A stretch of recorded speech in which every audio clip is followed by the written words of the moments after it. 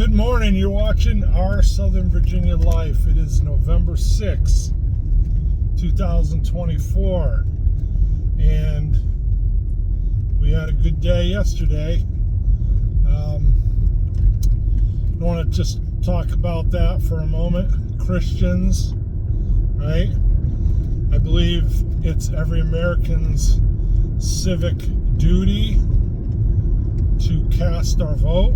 And as Christians, we're not exempt from that duty, even though quite often, if not every single time, there is no Christian candidate, right? We're voting on a choice between two godless, unsaved people, but still, yet and still, one, clearly this time, and usually, I believe, one will be in alignment a little bit closer with our values. The right to life, right?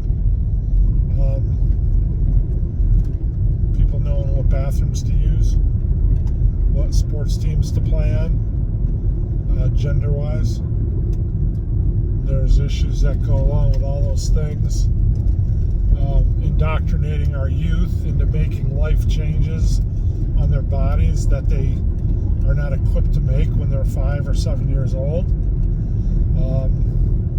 Taking away their right to even be born in a heinous way. And so all that, right? So we look for, in these two flawed men, we look for the one that would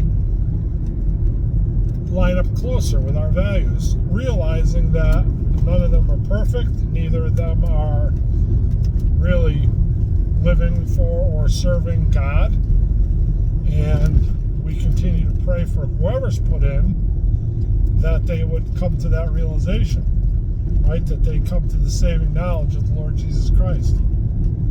And so often our choice is limited. Our choices are limited. And so I believe, and it doesn't really matter what I believe, but I believe that I believe we made the right choice. But as a Christian, you have that responsibility. I have that responsibility to try to make a choice. And now there's two things that happen, right? If it had gone the other way, we would sink into hopeless despair.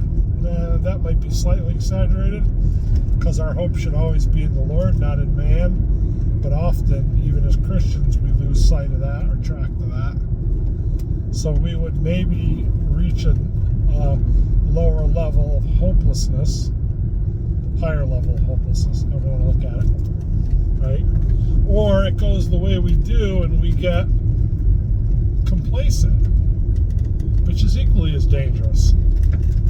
No matter who gets the vote, and going forward to January 20th, no matter who takes the oath of office,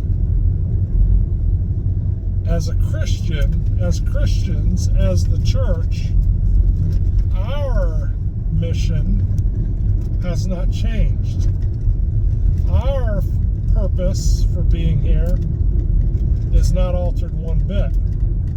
We are to share the saving message of the Lord Jesus Christ. We are to bring the gospel of Jesus Christ to a lost and dying world, regardless of if we approve or disapprove of the candidate that the country elects. And so I think it's important, because I think we're seeing, and not in a wrongful way, we're seeing an exuberant excitement over the results. And I think that's okay. But that's not where our hope lies. That's not where humanity's hope lies. It doesn't lie in someone sitting in the Oval Office in a red coat or a blue coat. It does not matter. It matters externally, it matters temporally, it matters in the direction of the country. I think it does matter. But ultimately, with eyes for eternity, with a focus on the bigger picture, right, it doesn't matter. Our mission doesn't change. If you're a Christian, if you're a part of the church, then your duty to bring the gospel to a lost and dying world has not changed one bit from yesterday to today. It will not change one bit from yesterday to January 21st. It's the mission that the church has had for over 2,000 years. It continues to be our mission, and it will always be our mission. So, Christians, have your moment of celebration. I'm celebrating too. But don't grow complacent in the mission to which we're called. Don't lose sight of the big picture. Don't close your eyes for eternity. Right? We need to keep that eternal focus. It's important. But that being said, we took a step in the right direction. I think life will be preserved. I think some of this craziness that we're seeing culturally might be reversed. I hope and I pray that this new leadership, I say new leadership, right? We kind of know what we're getting because it's not new.